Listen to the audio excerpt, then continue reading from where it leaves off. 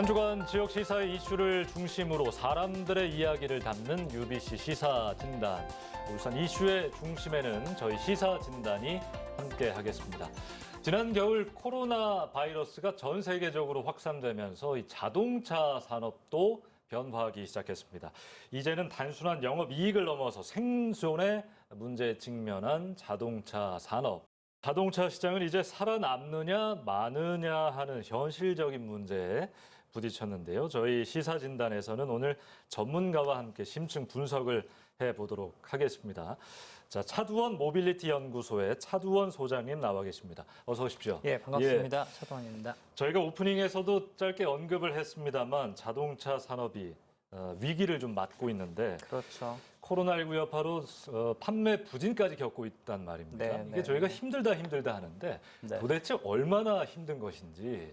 자동차 산업의 어려움은 이미 재작년부터 굉장히 심화가 예. 되고 있었습니다. 뭐 여러분 아시겠지만 국내에도 소카라든가 타다라든가 카시어링 서비스들이 나오기 시작을 했고요. 그런 것들이 하나의 우리가 차를 선택할 수 있는 하나의 또 모드가 돼버린 거죠. 예. 그러면서 이제 기존 차량이 소유에서 공유로 바뀐다라는 이제 논리가 굉장히 좀 전 세계적으로 퍼졌고요. 하지만 이제 코로나 때문에 약간 꺾이기는 했지만 그 당시 이제 피크카라 그래가지고 2020년도에 전 세계 차량 판매량의 9천만 대가 깨진다라는 이제 굉장히 암울한 전망이 예. 퍼졌었는데 정점을 찍었다. 그렇죠. 예. 지금은 이제 카클립, 저는 이제 카 절벽이라고 부를 정도로 굉장히 이제 차량 판매 자체가 굉장히 떨어졌고 그 기존에 떨어졌던 데 다시 또 한번 어떻게 보면은 차량 산업에 대한 압박이 굉장히 예. 심해졌다고 볼 수 있죠. 중국 부품 공장이 문을 닫자 우리 네. 완성차 업계도 공장에 문을 네. 닫았습니다. 네. 왜 이렇게 됐을까요? 와이어링 하네스가 대표적이죠. 예. 지난 2월에 중국의 공장이 코로나 때문에 일을 못해서 확산을 방지해서 문을 닫으니까 예. 우리나라까지 이제 여파가 커진 거죠. 완성차 예. 조립에. 자동차 업계는 전통적으로 이제 저스타임이라 그래가지고 딱딱 차량 조립 물량에 맞게 이제 부품들이 공급되는 체계가 완성이 돼 있는데 그게 코로나 때문에 이제 무너져 버린 거죠. 그리고 이제 인건비 때문에 사실은 와이어링 하네스 산업이 국내에서는 어렵습니다. 예. 이게 굉장히 지금 와이어링 하네스가 어떻게 보면은 차량을 움직이는 핏줄 같은 역할을 하는데 차종마다 다르고 차량마다 다르고 사람의 수작업이 굉장히 많이 들어가요. 예. 그리고 또 우리나라 같은 경우에는 산업안전보건법에 의해서 굉장히 그 라인들을 이렇게 꼬는 이런 작업들이 많거든요. 우리나라에서는 근골격계 예방을 위해서 하루에 2시간밖에는 그 일을 못 합니다. 아하. 그러다 보니까 이제 인건비가 싸고 그런 규제가 없는 중국으로 넘어가게 된 거고 예. 저스트 인타임이 깨지게 된 거죠. 코로나를 계기로 어떤 변화를 바라는 목소리, 변화해야 한다는 네. 자성의 목소리가 좀 더 절실하게 느껴졌거든요. 현재 자동차 업계에 일어나고 있는 변화들 좀 어떤 것들이 있을까요? 기존에 이제 해외에 있던 부품 서플라이어들의 역할을 국내에서 이제 하자는 얘기들이 나오고 예. 있죠. 자동차 산업이 이제 굉장히 커다란 산업이고 고용이라든가 후방 산업이 굉장히 두터운 산업이잖아요. 자동차 산업 자체가 흔들린다는 건 대한민국 경제가 흔들리는 거기 때문에 지금 이제 관련된 정부 부처라든가 이런 쪽에서는 지금 말씀드린 것처럼 국내로 다시 좀 리쇼어링이라 그러죠, 우리. 그런 부분에 대해서 좀 신경을 쓰고 있습니다. 예. 그러면요. 네. 하반기에는 좀 네. 회복을 할 수 있을까라는 전망 어떻습니까? 2022년, 2023년에 회복기에 들어설 것이라는 전망을 많이 하고 내년 있는데 내후년. 네. 예. 기존의 코로나뿐만 아니라 그 사이에 또 다른 바이러스들이라든가 어떤 사회 현상이 일어나면 이게 우리가 V자 회복을 얘기를 하는데 이게 또 W로 갈 수도 있는 네. 거거든요. 그렇기 때문에 지금 기업들이 굉장히 미래에 대한 고민을 굉장히 많이 하고 있는 시점이죠. 그렇군요. 네. 알겠습니다. 본격적인 이야기에 앞서서 자동차 산업의 현황 먼저 좀 살펴봤습니다.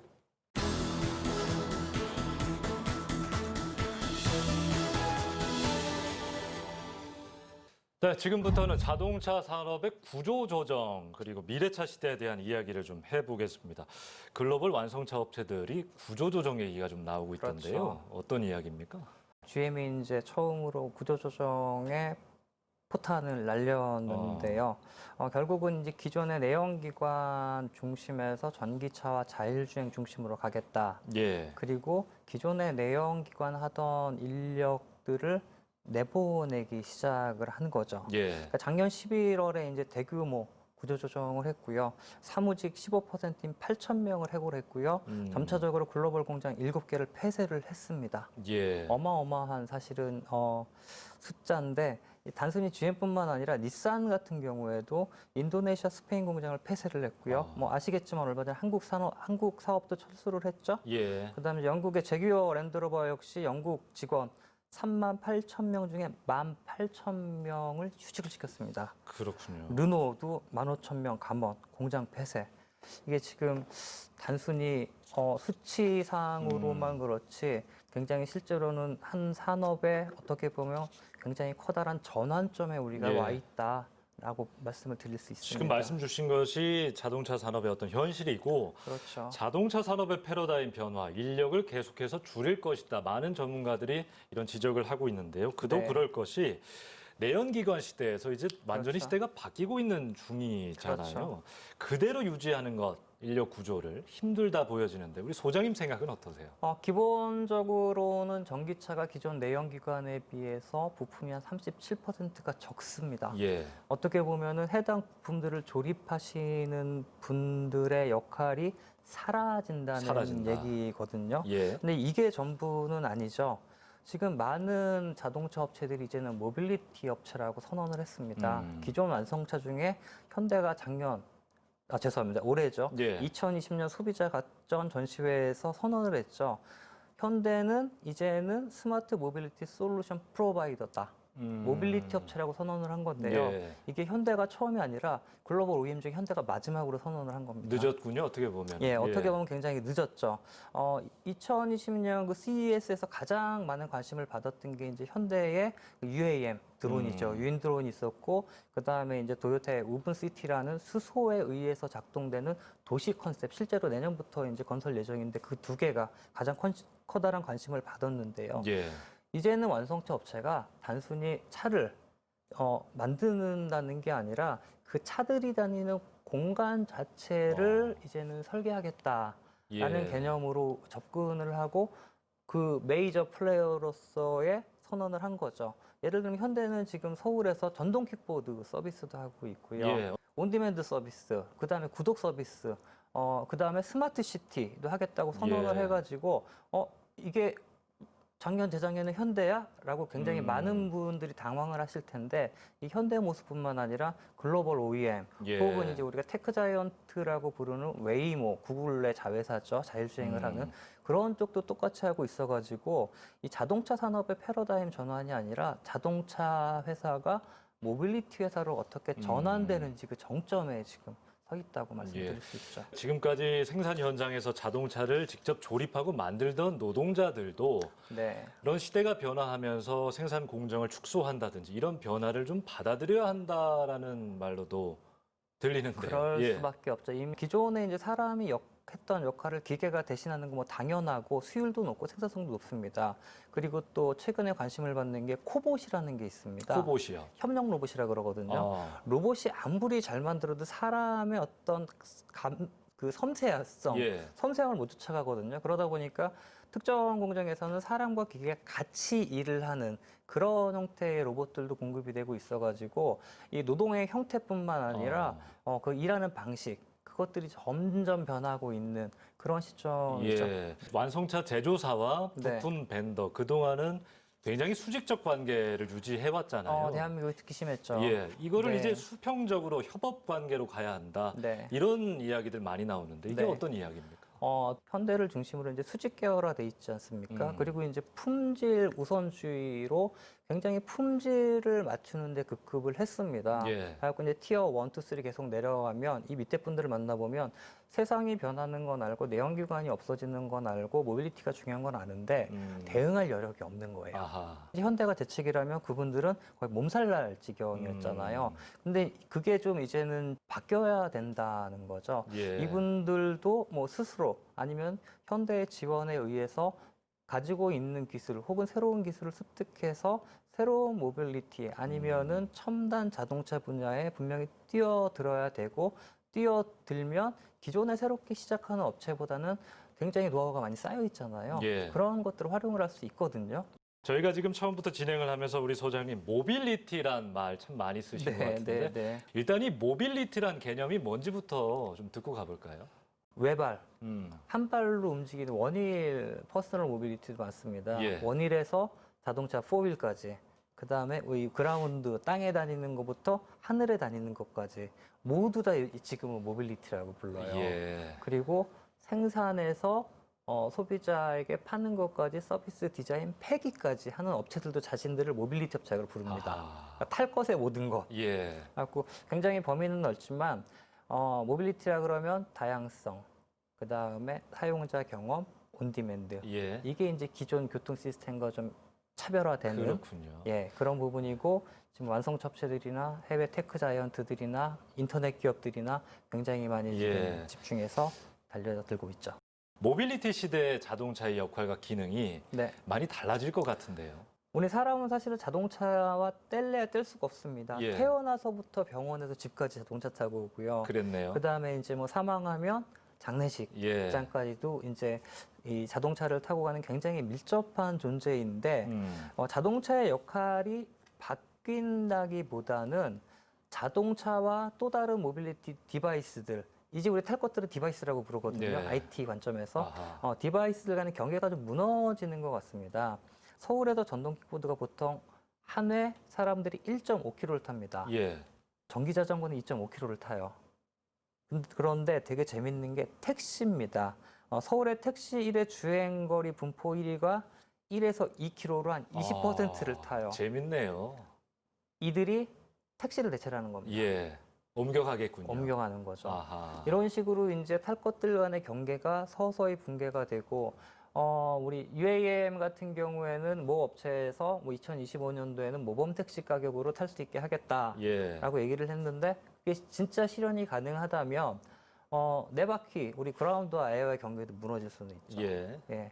그런 다양한 디바이스들이 믹스되는 현상, 경계가 붕괴되는 현상, 그러면서 하나의 또 모빌리티나 교통 체계가 또 새롭게 우리 예. 앞에 펼쳐지겠죠. 모빌리티 시대의 어떤 기업들 그리고 자동차를 주력 산업으로 삼고 있는 네. 우리 울산의 대처는 좀 어떻게 해야 될까 궁금한데. 미래 모빌리티 대처를 하기 위해서는 가장 중요한 건 제조업입니다. 예. 예, 전동 킥보드도요. 대부분 중국산이고요. 아, 그렇습니까? 예. 대부분 중국산이고 그다음에 이제 뭐 자동차는 이제 국산이 많지만 부품 아까 와이어링 하네스 같은 예. 경우도 문제가 생겼잖아요. 결국은 이제 모빌리티는 서비스 관점이 강한 측면이 있고 실제로 돈을 벌기 위해서는 특히 이제 공유하고 만나면 공유 모빌리티 같은 경우에는 마모가 빠르거든요. 뭐 예를 들면 택시 같은 경우도 기존의 동일 차종보다는 내구성이 1.5배 정도 강합니다. 돈이 더 들죠. 예. 예, 그런 어떤 좀 특화된 제조업 그런 것들이 우리나라에도 모빌리티 제조업이 좀 발전할 수 있다면 굉장히 글로벌 단에서는 치고 나갈 수 있는 또 하나의 공간이 생기지 않겠느냐라는 게 이제 제 생각입니다. 그렇게 전망하시는군요. 네. 저희가 이제 미래차 이야기를 하면서 빼놓을 수 없는 브랜드가 하나 있습니다. 네. 미국 전기차 브랜드 테슬라인데요. 네. 제가 녹화 전에 주가를 좀 봤어요. 네. 이게 지금 방송 시점에는 얼마나 변화해 있을지는 모르겠습니다만 작년 7, 8월에 이게 200불, 300불 하던 회사였습니다. 자, 그런데 이 회사가 뭐 판매 대수, 영업이익 이런 걸로 주가를 올린 게 아니거든요. 도요타를 뛰어넘을 만큼. 왜 이렇게 변화했다고 보십니까? 미래 가치죠. 예. 테슬라 자체는 기존 완성차 업체하고 다른 게 뭐냐면 여기는 전기차부터 시작을 했고요. 철저하게 IT 마인드로 시작한 회사입니다. 예. 기존의 완성차 업체들 같은 경우에는 기존의 완성차 업체들과 세계 시장에서 품질 경쟁을 벌였잖아요. 이게 내연기관에서 전기로 넘어가고 있고 수소로 넘어가고 있지만 여기는 그냥 처음부터 전기차로 내보낸 거죠. 출발 그리고 자체가 달랐죠. 하드웨어를 강조를 한 게 아니라 소프트웨어를 강조를 했습니다. 기존에 지금 레벨 2 정도의 자율주행 기능을 하고 있고 그거를 기존의 완성차 업체보다는 굉장히 좀 저가로 내놓겠다라는 부분이 있고 가장 비싼 부품인 완성차 업체가 선호하는 라이다, 뭐 7만 불에서 예. 10만 불하는 걸 쓰질 않습니다. 그걸 안 쓰기 때문에 가격도 충분히 본인들이 낮출 수 있다는 거죠. 그리고 자율주행차 업그레이드도 소프트웨어 업그레이드를 통해서 실현을 시켜주겠다 하면서 사실은 기존에 이제 미국의 실리콘밸리 이제 IT 업종분들의 관심을 많이 받았죠. 예. 테슬라를 사실은 주목하는 이유가 뭐냐면 이들이 주장하는 게 이제 지속 가능한 에너지 생태계입니다. 단순히 이 차뿐만 아니라 고유한 그들의 이제 에너지 솔루션이 이제 파워월이라든가 아니면 파워팩이라든가 솔라루프라든가 이런 것들을 가지고 이제 집과 회사와 차와의 어떤 에너지 에코시스템을 만들고 있거든요. 예. 이 가치를 사실 우리가 굉장히 많이 보고 있는 거죠. 아, 그렇군요. 자, 그러면 테슬라 얘기를 해봤는데요. 네. 이제 우리나라 브랜드 이야기를 좀 해보겠습니다. 네. 소장님 뭐 연구도 많이 하시고 하시니까 우리나라 브랜드 지금 미래 전기차 기술력 어느 정도 와 있다고 보세요? 내년에 이제 현대차에서 2개 차종 실제 전기차를 위해서 설계된 플랫폼 기반의 전기차를 2개를 내놓잖아요. 그거를 내놨을 때 사실은 이제 얼마나 소비자들이 받아들이느냐 하는 문제가 있고, 그다음에 전기차 기술력도 중요하지만 예. 차라든가 아니면은 고가의 어떤 전자제품들이 중요한 게 뭐냐면 이 소비자들이 얼마나 편하게 수리를 받고 메인터넌스를 할 수 있느냐가 문제입니다. 예. 그게 잘 돼야 사실은 이게 시장에 먹히고 우리가 이걸 이제 사회적인 수용성이라고 그러거든요. 충전 인프라도 굉장히 중요하지만 고장 났을 때 진짜 일주일 한 달을 고쳐야 한다면 중요하죠. 아직 테슬라도 중요하죠. 그렇고 현대차도 그렇습니다. 예. 그런 부분을 해소를 같이 해야 이게 기술과 그다음에 사회의 수용성이 매칭이 돼야 그게 성공을 하는 제품이 되는 거거든요. 근데 우리는 너무 기술에만 집착하는 것 같아요. 예. 그래서 그 부분도 같이 좀 현대차에서 신경을 썼으면 예. 하는 바람이 굉장히 큽니다. 기술력 자체는 뭐 경쟁할 만한데 하죠. 예. 예. 이미 뭐 양산을 하고 전용 플랫폼까지 갖출 정도고 그 외에도 지금 이제 퍼포스 빌트 비클이라 그래가지고 목적 기반 우리 자동차라고 얘기를 해가지고 예. 특정 용도에 쓰이는 뭐 자율주행이라든가 아니면 트럭이라든가 이런 쪽은 뭐 카누라든가 이제 얼라이벌은 인수를 했고 카누랑 협력을 해가지고 현대기아차 같이 작업을 하고 있거든요. 예, 좋은 좀 제품이 나왔으면 하는 바람이 있습니다. 예, 알겠습니다. 지금까지 자동차 산업의 구조 조정 그리고 미래차 시대를 맞이하는 업계 현황들 좀 살펴봤습니다.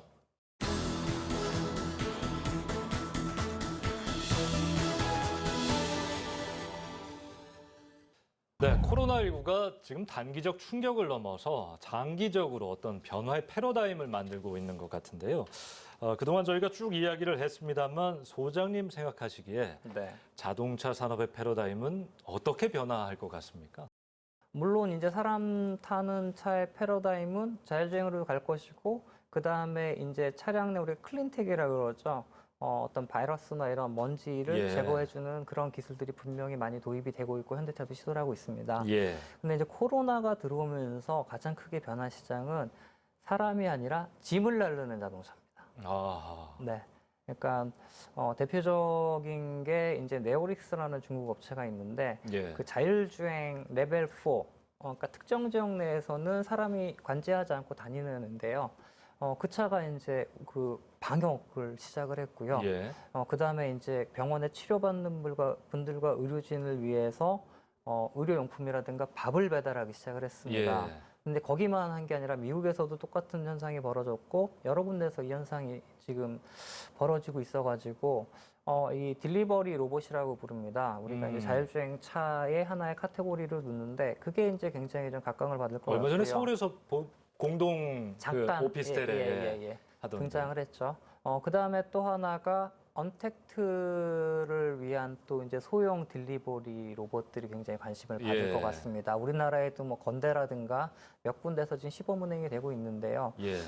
굉장히 많은 로봇들이 우리가 이제 스마트폰으로 주문을 하면 우리 집 앞에 와서 왔다고 알려주고 네 자릿수 코드를 날리면 제가 나가서 네 자릿수 코드를 입력하면 그냥 가져가는 예. 이런 형태의 물류 시스템.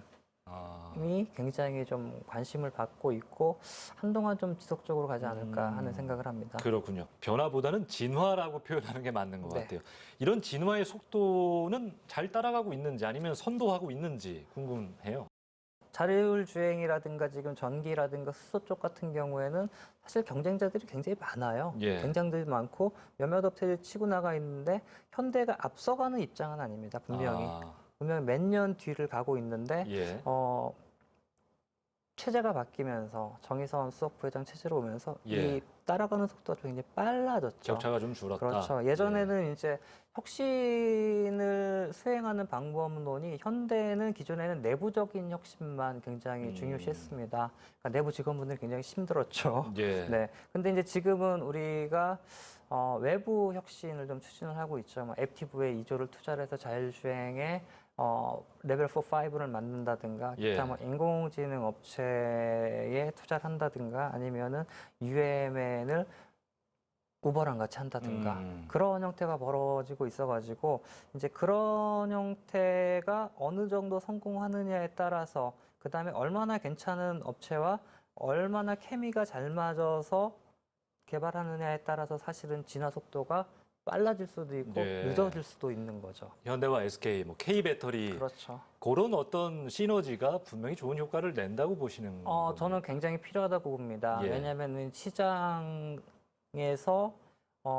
가장 중요한 게 초기에는 연합체가 중요하거든요. 예. 특정 분야에 대해서는 특히 배터리 같은 경우는 가장 중요한 그 하나의 부품 중에 하나잖아요.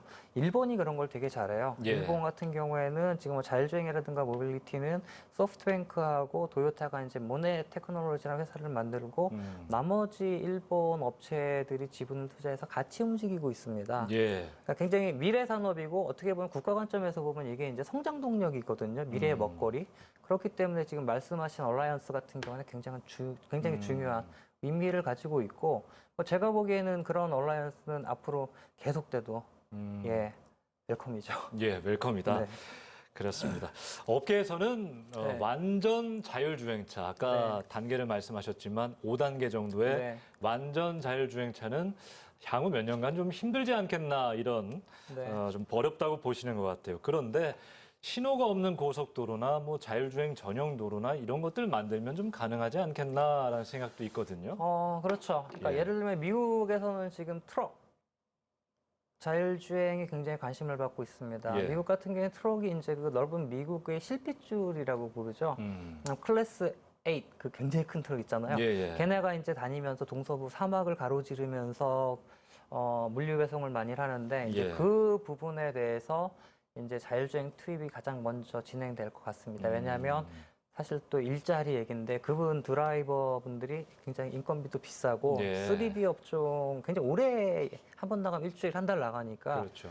새롭게 지원하는 분들이 없고 고령화가 진행되고 있어요. 예. 그래가지고 이제 그런 부분에 대해서 가장 빨리 될 것 같은 생각이 들고 있고요. 자율주행 전용 도로는 조금 힘들지는 않을까 하는 생각을 합니다. 규제도 많고요. 뭐 그런 문제도 있지 않습니까? 안전은 하겠죠. 그러니까 예. 90년대 자율주행 개발할 때 미국에서는 이제 HOV 라인이라 그래갖고 우리 버스 전용 차로 같은 데로 활용을 했었는데 예. 실제 지금 버스 전용 차로 따로 있고 그 다음에 기존 차로 있고 그 다음에 사실은 그 모빌리티 쪽에서 우리 퍼스널 모빌리티 혹은 마이크로 모빌리티라고 부르는 전동 킥보드라든가 자전거 예. 이런 것들이 탈 수 있는 공간도 지금 넓히자는 얘기가 굉장히 많이 나와요. 그래가지고 자율주행까지 두기는 사실은 굉장히 좀 부담스럽고 어떻게 이제 교통의 흐름과 교통의 용량을 이제 분산시키느냐가 이제 또 굉장히 자율주행에서도 중요한 부분인데 코로나 때문에 자율주행 시장이 죽었다는 얘기는 많이 나오지만 실제로 제가 얼마 전에 뽑아보니까 글로벌에서 M&A나 투자가 올해 한 30건 정도가 이미 발생을 했고요. 예. 그다음에 아마존 아시죠? 예. 우리 아마존도 이제 죽스라는 그 스타트업 중에 가장 잘 나가는 자율주행 업체를 얼마 전에 1조 넘게 이수를 했죠. 최근에 울산시가 수소 산업 그리고 개놈 네. 산업 네. 규제 자유 특구 네. 성공을 했고요. 네. 다음으로 도전하는 것이 네. 나는 자동차입니다. 플라잉카 규제 자유 특구. 네. 네. 자, 이거 사실은 공상 영화 보는 것 같은 느낌이 들었거든요. 저도 뉴스를 보도하면서 그렇죠. 어느 정도 와 있습니까?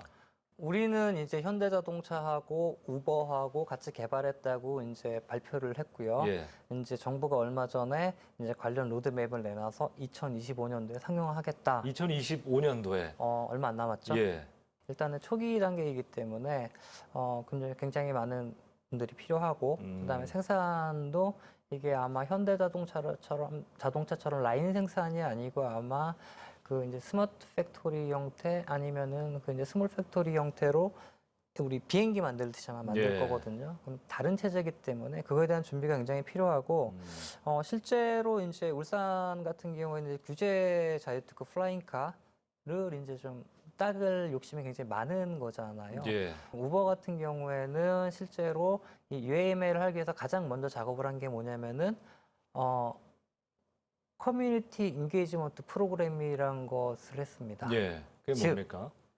그 UAM이 지나가는 그 상공 밑에 사는 분들에게 얘네들이 위험하지 않다는 것들을 홍보를 하고 교육을 시키는 프로그램을 아하. 먼저 한 거예요. 예. 새로운 어떤 하늘을 나는 특히 이제 디바이스에 대해서는 마찬가지로 제가 조금 전에도 강조했던 사회적인 수용성도 굉장히 중요하다는 거죠. 예. 예를 들면은 규제 자유특급을 따내서 만들어서 날리려 그러는데 시민들이 반대하면 어떡할 겁니까? 예.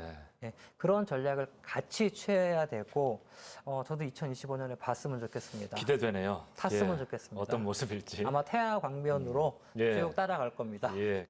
중요한 또 문제가 하나 있는데요. 네. 저희가 코로나19 확산이 되면서 방역 때문에 네, 비대면, 여러 가지 분야에서 비대면 판매가 주를 이뤘는데 그렇죠. 이게 소비자 입장에서 해보니까 편리하고 그렇죠. 쉽고 좋은 거예요. 그렇죠. 그러면 이제 앞으로 계속 이렇게 갈 가능성이 크단 말이죠. 그렇죠. 어떻게 전망을 하고 계십니까? 차량 판매에 대해서 말씀을 하시는 거잖아요. 예. 사실은 코로나 이전에 할 수 있었던 예. 그 하나의 비즈니스 차를 파는 방법인데 이게 이제 코로나가 터지면서 뜨게 된 거죠. 본격적으로 시작한 본격적으로 거죠. 시작이 된 거죠. 예. 근데 이제 뭐 새로운 게 아니고 뭐 신차지만 사실은 요즘은 이제 유튜브를 통해서 웬만한 차량에 대한 리뷰라든가 디테일을 다 알 수 있잖아요. 예. 그다음에 시승기도 너무너무 많거든요. 그렇죠. 그리고 차종은 사실은 굉장히 한정이 돼 있어요. 우리나라 같은 경우에 특히.